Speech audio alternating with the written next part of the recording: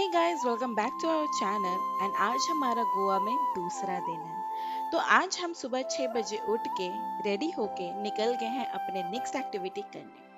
अगर आपने हमारा डे 1 वाला वीडियो देखा होगा तो हमने बताया था कि अगला वीडियो हमारा वाटर स्पोर्ट्स एक्टिविटी के ऊपर होगा।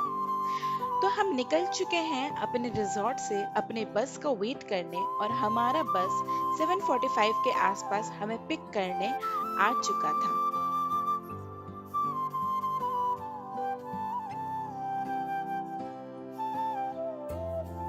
तो जैसे ही हम बस के अंदर गए वहाँ हमने देखा कि काफ़ी लोग थे, 10-15 लोग होंगे बस में जो सेम एक्टिविटी करने के लिए जा रहे थे। तो हम बस में बैठ के निकल गए हैं अपने स्पॉट में जहाँ हम बोट से आगे जाना होगा। अगर प्राइस की बात करूँ तो आपको 2000 से 6000 पर पर्सन लगता है। वो डिपेंड करेगा कि आप किस एजेंसी से बुक करवाते हैं और अगर आपकी बार्गेनिंग स्किल्स अच्छी है तो आप और प्राइस कम करवा सकते हो। हम पहुंच चुके हैं अपने स्पॉट में जहां से अब हम बोट से आगे जाएंगे। धीरे धीरे सबकी बारी आ रही थी, हमारी भी बारी आई और फिर हम बोट के अंदर गए।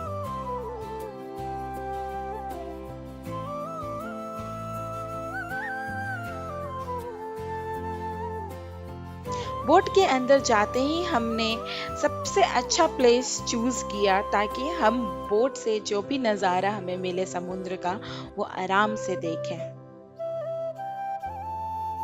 फिर जैसे ही सब कोई बोट के अंदर बैठ गए तो हमें फिर अपना ब्रेकफास्ट मिला। ब्रेकफास्ट में हमें एक समोसा और एक सैंडविच मिला था। मैं बता दूं कि जो पैकेज हमने बुक किया था उसमें हमारा ब्रेकफास्ट, लंच दोनों इंक्लूड था।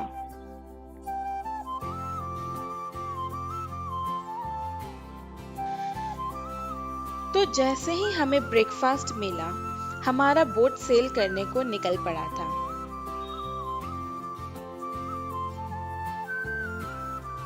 और अब हमारा बोट ऐसे जगह पे जा रहा था जहां से समुंदर का नज़ारा बहुत खूबसूरत होने वाला था। इतना सुंदर कि अगर आप ये अपॉर्चुनिटी गेन करो तो आप भी बहुत एंजॉय करोगे। और मैं चाहूंगी कि अगर आप गोवा आओ तो एक बोट राइड तो जरूर बनता है। दिल खुश हो जाएगा जब आप समुंदर के बीचों बीच जब जाओगे तो एक ठंडी ठंडी हवा जब आपको छू के गुजरेगी उसका एक अलग वाइब है। और जो हमारे साथ बोट कमांडर थे वो हमें कुछ हिस्टोरिक प्लेस के भी बारे में बता रहे थे। इस बंगले के अंदर हसीना मान जाएगी मूवी का शूटिंग हुआ था। ये पीछे वाला नहीं हुआ। और सामने देखो नीचे जो व्हाइट और रेड कलर का जो बिल्डिंग दिख रहा है वो गोवा का सेंट्रल जेल था। अभी जेल बंद है, अभी म्यूजियम बना है। जेल के ऊपर देखिए right and top lighthouse boat एग्वा था। और जैसे जैसे हम समुंदर का सफर तय कर रहे थे वैसे ही हम वो आइलैंड के करीब पहुंच रहे थे जहां से हम अपनी पहली एक्टिविटी शुरू करेंगे। And that was scuba diving. है ना इंटरेस्टिंग? जितनी इंटरेस्टिंग इनकी नाम है उतना इंटरेस्टिंग इसका काम भी है। एंड हमारे साथ एक्सपर्ट्स भी थे और वो हमें कुछ टेक्निक्स भी इससे रिलेटेड बता रहे थे ताकि हम उसको जान सके। Okay, anyone have experience in scuba diving? All first time? Yes. Okay. E means bite their part. Just bite it like this. E. Who means tight your lips. Who shape में रखो. Who. Don't shake your lips. Maximum tight your lips. E.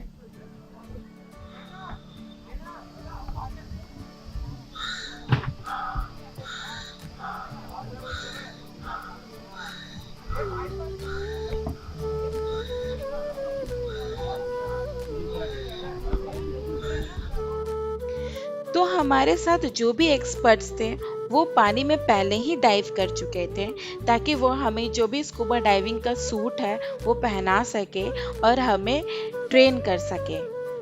और साथ ही साथ एक in charge ने हमारे हाथ में नंबर मार्क कर दिया था जिसके अकॉर्डिंग हमारा चांस आता। तो सबसे पहले अनुज गए, फिर उसके बाद मैं, एंड हमारा ये फर्स्ट टाइम था स्कूबा डाइविंग करने का। काफ़ी एक्साइटमेंट भी हो रही थी और थोड़ा डर भी लग रहा था, लेकिन हमें एंजॉय करना था और एंजॉय करने का मौका भी हमें काफ़ी मिला। लेकिन हमारा ये स्कूबा डाइविंग फर्स्ट टाइम था, तो हम ज़्यादा ट्रेंड भी नहीं थे, अनएक्सपीरियंस्ड पर्सन थे, तो हम अपने साथ कैमरा भी लेके नहीं गए थे ताकि हम वो जो भी नज़ारा देखें अंदर वो आपको दिखा सके। लेकिन लिटरली जो भी हमने पानी के अंदर देखा ना, that was very awesome. And अगर आपको स्विमिंग आता हो तो आप ज़रूर ये ट्राई करना, बहुत अच्छा लगेगा। मेरा तो फर्स्ट टाइम था स्कूबा डाइविंग, सिर्फ मैंने नाम सुना था, आज वो कर भी लिया। और जैसे जैसे सबका स्कूबा डाइविंग खत्म हो रहा था, वैसे ही लोग स्विमिंग करने को पहुंच चुके थे। ऐसा लग रहा था कि जितना भी टेंशन है ना लाइफ का, वो सारे समुद्र में बहा देना है, कोई टेंशन लेके नहीं जाना है घर। अब सब यही टेंशन ख़त्म कर दो। मैं भी गई पानी में, लेकिन मैं ज़्यादा देर तक नहीं रही क्योंकि मेरे को तबीयत ठीक नहीं लग रही थी, तो मैं ऊपर आ गई थी और मैं वीडियोस वगैरह बना रही थी। लेकिन जो मेरे हस्बैंड है वो काफ़ी इंजॉय कर रहे थे स्विमिंग, और उनको काफ़ी मज़ा आ रहा था, पूरा चिल थे, रिलैक्स मोड में थे, एंड इट वॉज इंटरेस्टिंग। फिर सबका स्कूबा डाइविंग खत्म होने पर हम अपने दूसरे एक्टिविटी के लिए निकल गए थे, and that was parasailing. Parasailing करने के लिए हमें दूसरे बोट पे जाना पड़ा था, जहां से हम वो पैरासेलिंग एक्टिविटी करेंगे। आप देख सकते हो वो बोट, जिसमें कम से कम 10 लोग तो आराम से आ जाएंगे। और फिर हम जो भी 10 लोग थे उस बोट में चढ़े और फिर हम उस डायरेक्शन में गए जहाँ पे हवा का रुख थोड़ा तेज था, और वहाँ पे हम अपनी बोट को खड़े किए और फिर धीरे धीरे सबकी बारी आई पैरासेलिंग करने की।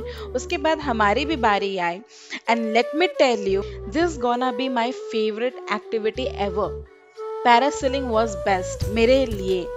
मुझे बहुत मज़ा आया पैरासेलिंग करने में, क्योंकि जब मैं ऊपर गई ना और फिर उसके बाद जो मैंने नज़ारा देखा नीचे, जो समुद्र को मैंने देखा ना, वो भाई अलग लेवल था बॉस। मज़ा आ गया देख के। आप भी ट्राई करना, आपको भी मेरे तरह एक्सपीरियंस अगर करने को ना मिले ना, अगर आप ना कहो जिस तरीके से मैं कह रही हूँ, तब फिर मैं क्या बताऊँ आपको। बहुत इंटरेस्टिंग था, बहुत मज़ा आया।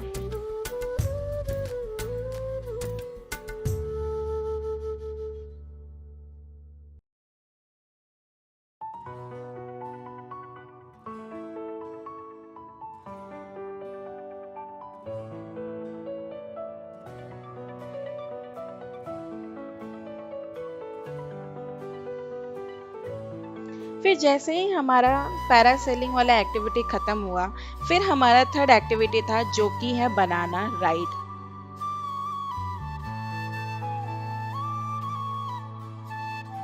आप जैसे कोई भी एक्टिविटी पैकेज में लेते हो तो आपको ज़्यादा समय नहीं देते हैं कोई भी एक्टिविटी को करने में, क्योंकि काफ़ी लोग रहते हैं, तो उसी लिमिट टाइम में सबको राइड करवाना रहता है। तो हर एक्टिविटी में कम से कम 1 से 2 मिनट का उन लोग राइड करवाते हैं। लेकिन आपको मज़ा बहुत आने वाला है, मैं बता रही हूँ। टाइम लिमिट है बस यही एक डिसएडवांटेज है, बाकी सारे चीज़ अच्छे हैं।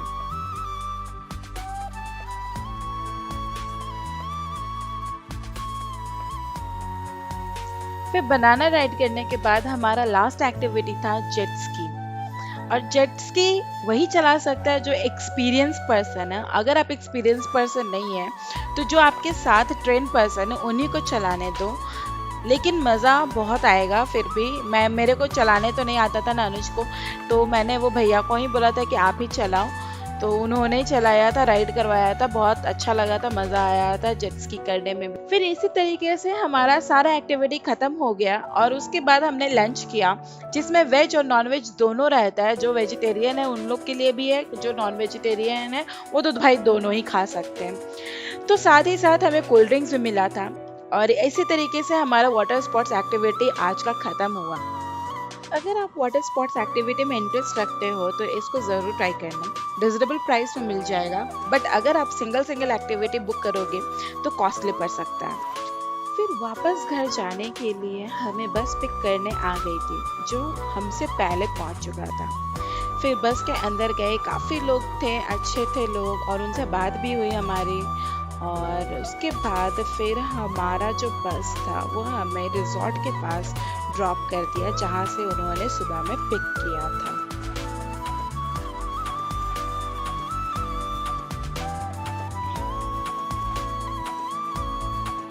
फिर जो भी हमारे अच्छे दोस्त बने थे उन्हें हमने गुड बाय कहा फिर मिलेंगे दोबारा, और इसी तरह हमारा यहाँ का सफ़र ख़त्म हुआ। फिर हम लोग अपने रिजॉर्ट के अंदर गए, लेकिन हम लोग बहुत भीग गए थे और काफ़ी एग्जॉस्ट हो चुके थे, तो हमने बस सोचा कि अब हम लोग रूम के अंदर जाना है, फ्रेश होना है और रेस्ट करना है। उठने के बाद फिर देखेंगे कहाँ घूमेंगे, कहाँ जाएंगे। रेस्ट करने के बाद फिर शाम को 7 बजे रेडी होके निकल गए थे हम लोग कंडोलिम बीच, जो हमारे रिजॉर्ट से 2 किलोमीटर दूर पड़ता है। और बहुत ज़्यादा तेज़ लहर चल रही थी वहाँ पे। सुबह में तो पता नहीं चल रहा था, लेकिन रात में काफ़ी पता चल रहा था कि लहर तेज़ थी।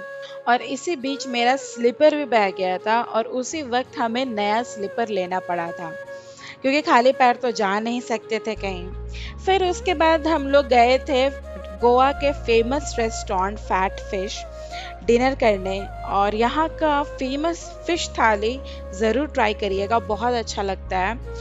एंड बहुत मज़ा आया था डिनर करने में, and it was very beautiful restaurant. Dinner करने के बाद हम निकल गए थे वापस अपने रिजॉर्ट की तरफ, और यहीं तक हमारा वीडियो ख़त्म होता है।